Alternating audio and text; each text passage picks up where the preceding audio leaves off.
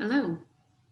So in this video, I'm going to walk you through parts of the warm-up sequence for the month of May 2021. This is material we'll be visiting in my live classes all month. We're going to be working a lot with the hips, sitting more easily on the floor, and preparation for pigeon pose. So what you would like to have is 1 to 2 pillows to help prop your seat up, depending on how comfortable you are sitting on the ground and the flexibility of your hips. And we'll get started. So let's come to a cross-legged seat. And you could start with 1 pillow, no pillows if sitting on the ground is pretty comfortable for you. And you're gonna cross your right shin over left. We're going to take our hands to our thighs and start to stir the hips around. So what we're mainly trying to do here is get some movement happening in the pelvis. So I want you to feel that as you go forward, that your seat does lift a little, and as you come back, that there's a sense of rolling to the back of the sitting bones. One more circle in this direction.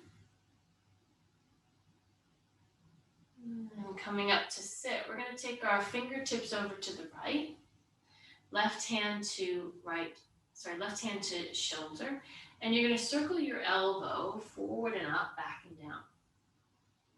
And what I want you to use this circle for is getting movement into the rib cage. So notice that I'm not just circling the arm in its place. I'm letting that circle move my rib cage open and close, even my head and neck.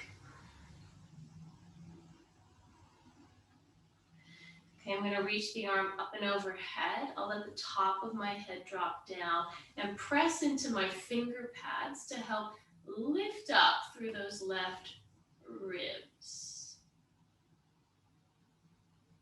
I'll take one more breath into my left waist. My left sitting bone is dropping down. And I'm going to breathe in as I rise up to sitting and take a twist. Left hand to the outside of right knee. Now as you twist, I want you to feel even that subtle movement that comes from the sitting bones all the way up through the crown of the head. So the twist isn't just in the ribs or just in the head. It's all the way down into the pelvis.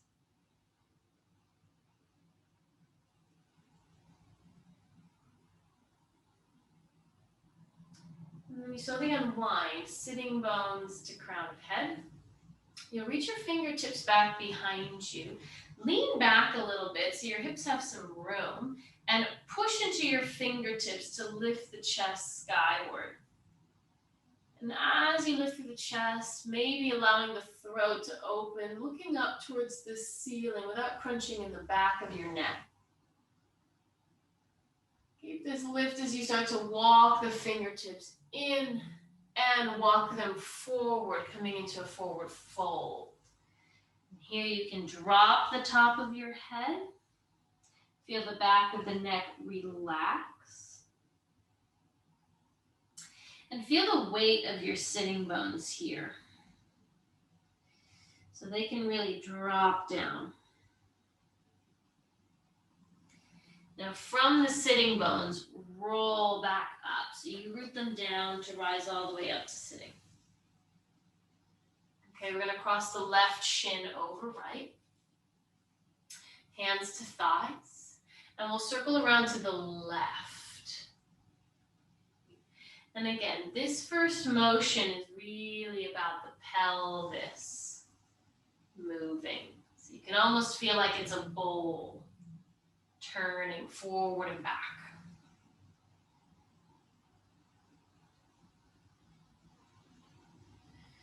Okay, we come up to sit, left fingertips out to the side, right hand to shoulder, and then start to circle the elbow forward and up, back and down. And again, this is really about not just the arm moving in the socket, but the arm moving your chest, open and close.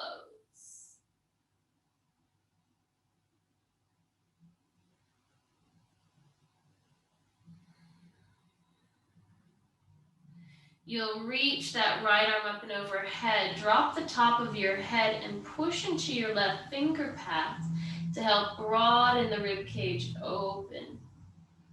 Where might you relax?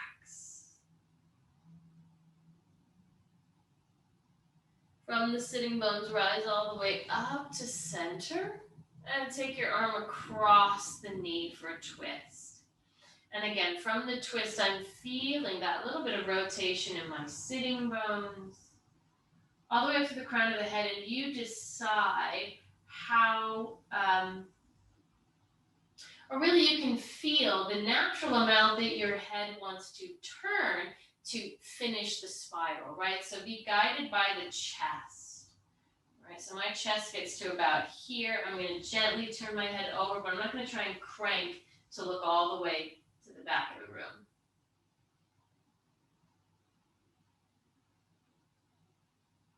Unwinding. Fingertips move back.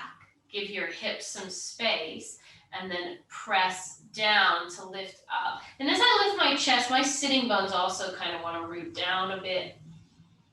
I might spread open the rib cage, draw the shoulder blades together, and lift the crown of my head up. Keep this openness as you walk the hands forward and bow over the legs. And as you bow, that's where you can drape the spine, drop the top of the head. And when we're in a forward fold, that gives us room to breathe into the back bottom ribs, clearing that space out.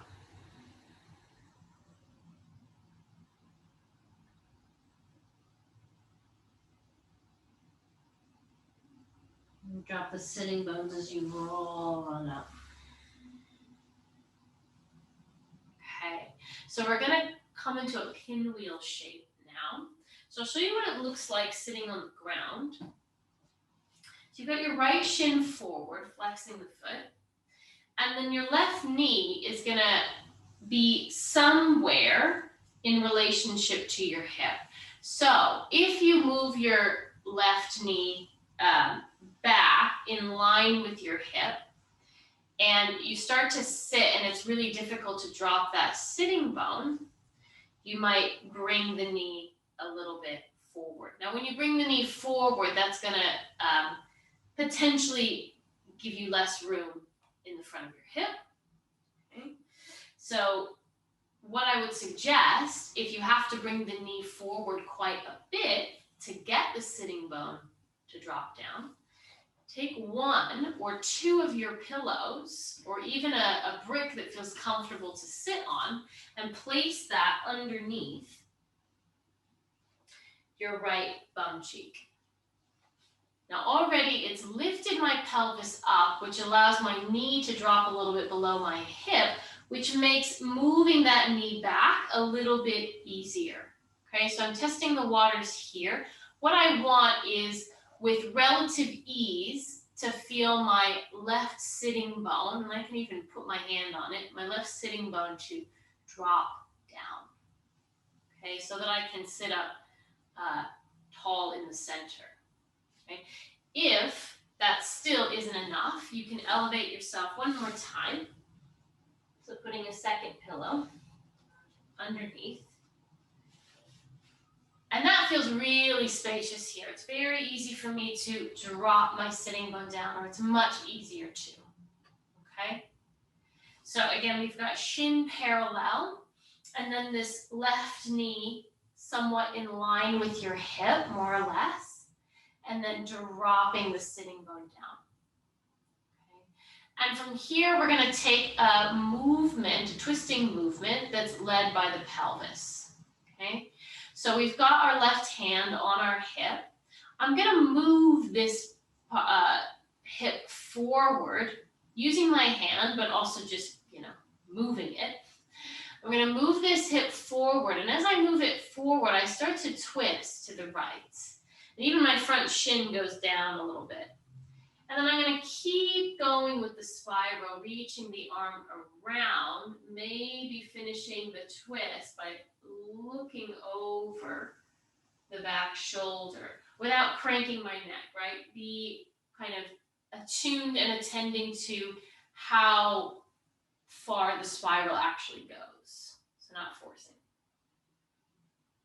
And then I'm going to lead with my sitting bone, dropping back down, which unfurls that twist and moves me in the opposite direction. And it almost tucks me under, and I twist almost in a counter twist.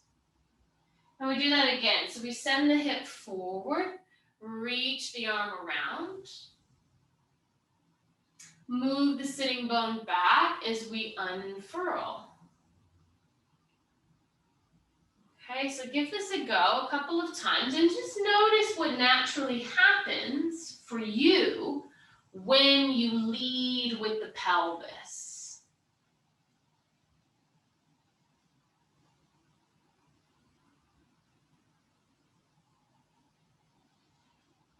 Okay, and coming back into center. One more movement here. We're going to fold over the front knee and shin using our finger pads. So this is a preparation for pigeon pose later on. And so you'll come in and out of it a couple times.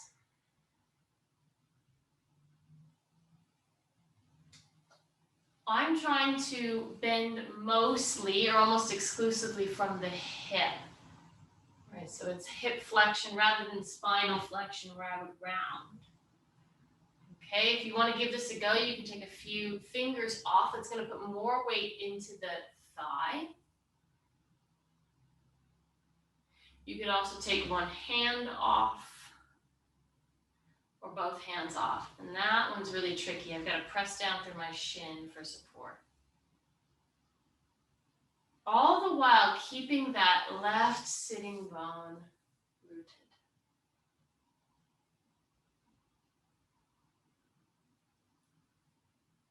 Good, and then the final movement is you come all the way up. So I'm only going not very far because it's actually quite challenging, especially with two pillows here. Okay, but once you come all the way back up, reach your arms out to the side, curl your hands into fists, and see if you can sit up straight without hands. Of course, if you're leaning over to the side quite a bit, give yourself a bit of support. Right? There's no right way to do this. There's just experimenting with how much support you need. But if you can take the hands off, see what it feels like to really sit up tall using your own muscles. And feel as if you have an invisible wall behind you. And relaxing the muscles of your pelvic floor, so feeling the pelvis drop. 2 more breaths. You might even close your eyes.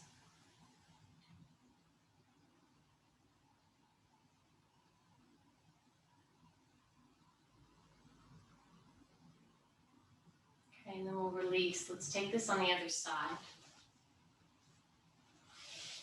Okay, so I'm going to come down a layer on this other side. You bring your left shin forward, right knee back.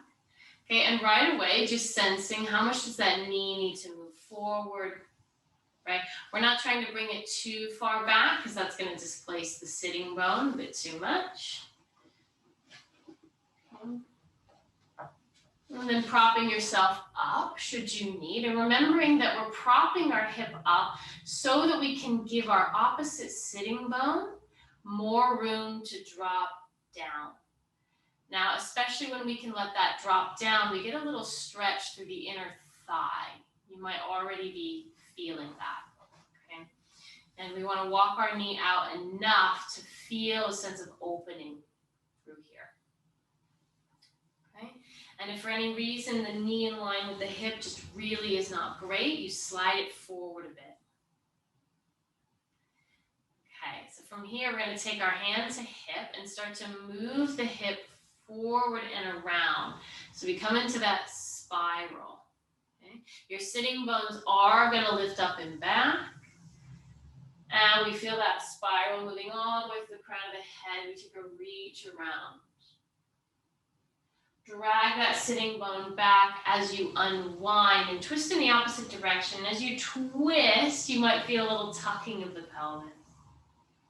Let's do about 3 of those. Leading with the hip forward as you reach around. Leading with the sitting bone back as you twist.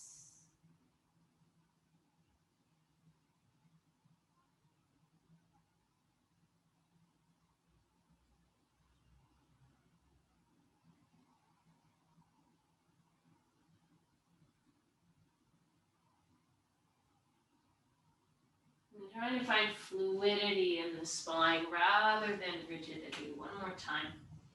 Moving it forward. Moving it back. Back into center. Fingertips framing the front shin. We're moving from the hip. So leaving the spine largely undisturbed as you come forward. And lifting back up. So all of this in preparation for pigeon pose later on, working towards that hip flexion. Now, something that might be helpful and challenging at the same time is to take a few fingers off. We take one hand off, or both hands. The more weight we have in the leg, the more we've got to press down through that shin to help support us, especially on the way up.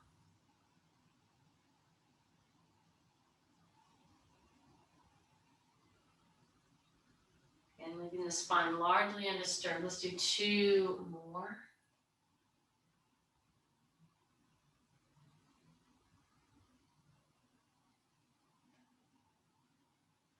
And then as you sit all the way up, reach your arms out to the side. Curl your hands into fists. It's going to bring the energy back in towards the torso.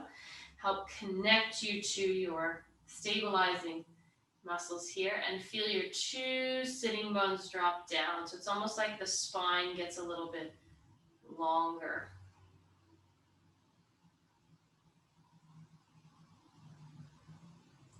Close your eyes and take 3 more breaths.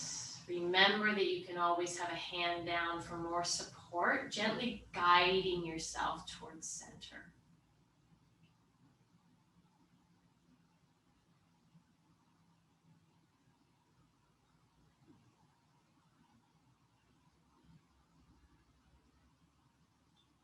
And then release.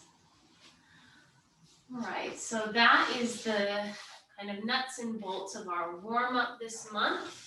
Of course, that'll lead into our standing sequence, which you can check out through the links below.